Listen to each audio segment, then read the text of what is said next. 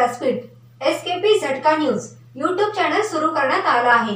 तरी सर्व प्रेक्षकांनी चॅनलला लाईक करा, सबस्क्राइब करा व नोटिफिकेशन मिळवण्याकरता बेल आयकॉन प्रेस करा। ऑनलाइन शॉपिंगची क्रेज दिवसेंदिवस वाढतच आहे। ग्राहकांची हीच नस ओळखून ई कॉमर्स कंपन्या वर्षभर वेगवेगळ्या ऑफर्स आणत असतात। येत्या 2 दिवसात फ्लिपकार्टच्या बिग बिलियन डेज आणि अमेझॉनच्या ग्रेट इंडियन फेस्टिवल सेलची सुरुवात होत आहे।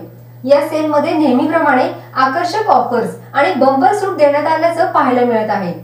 तुम्हीही ऑनलाइन खरेदी करत असाल तर तुमच्या मनात हा प्रश्न नक्कीच आला असेल, जर या कंपन्या इतक्या स्वस्तात वस्तूंची विक्री करतात तर मग नफा कसा कमवतात? चला तर आज आपण हे जाणून घेऊयात। छोट्या व्यावसायिकांना अमेझॉन आणि फ्लिपकार्ट सारख्या ई कॉमर्स कंपन्या आपला प्लॅटफॉर्म उपलब्ध करून देतात। मोठं शॉप किंवा दुकानाच्या भाड्याची बचत होत असल्याने हे व्यावसायिक बाजारभावापेक्षा कमी किमतीत आपल्या वस्तूची विक्री करू शकतात। त्यामुळे दुकानदारासोबत ग्राहकाचाही फायदा होतो। अशा व्यावसायिकांची उत्पादने वेबसाईट्सवर विक्रीसाठी ठेवण्यासाठी ई कॉमर्स कंपन्या शुल्क आकारतात। यातून त्यांची खरी कमाई होते।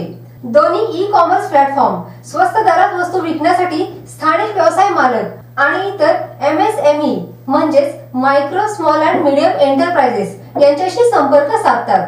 अलीकडेच अमेझॉनने म्हटले होते की कोट्यावधी ग्राहक MSME आणि स्थानिक व्यावसायिकांची उत्पादने पसंत करत आहेत। कोणत्याही कंपनीची वेबसाईट बघितली तर तिथल्या प्रॉडक्टची किंमत अमेझॉन किंवा फ्लिपकार्ट पेक्षा तुलनेत जास्त पाहायला मिळते। मग प्रश्न पडतो की या कंपन्या आपली उत्पादने ई कॉमर्स प्लॅटफॉर्मवर स्वस्तात का विकतात?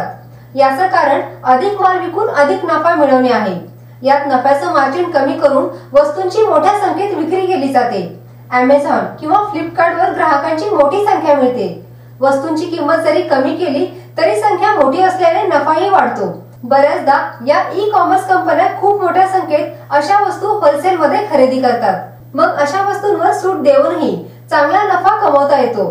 जवळपास सर्व ई कॉमर्स कंपन्यांच्या साइट्सवर कुठल्या ना कुठल्या बँकेची ऑफर मिळते। यामध्ये क्रेडिट आणि डेबिट कार्ड दोन्हींवर आकर्षक ऑफर्स असतात। याचा फायदा अशा ई कॉमर्स कंपन्यांना मिळतो। वास्तविक पाहता सेल मध्ये दिसत असलेली किंमत ही सर्व डिस्काउंट नंतर आलेली असते। यामध्ये बँक ऑफर्सही समावेश असतो। त्यामुळे कंपन्या उत्पादने स्वस्तात विकूनही भरघोस नफा कमवतात।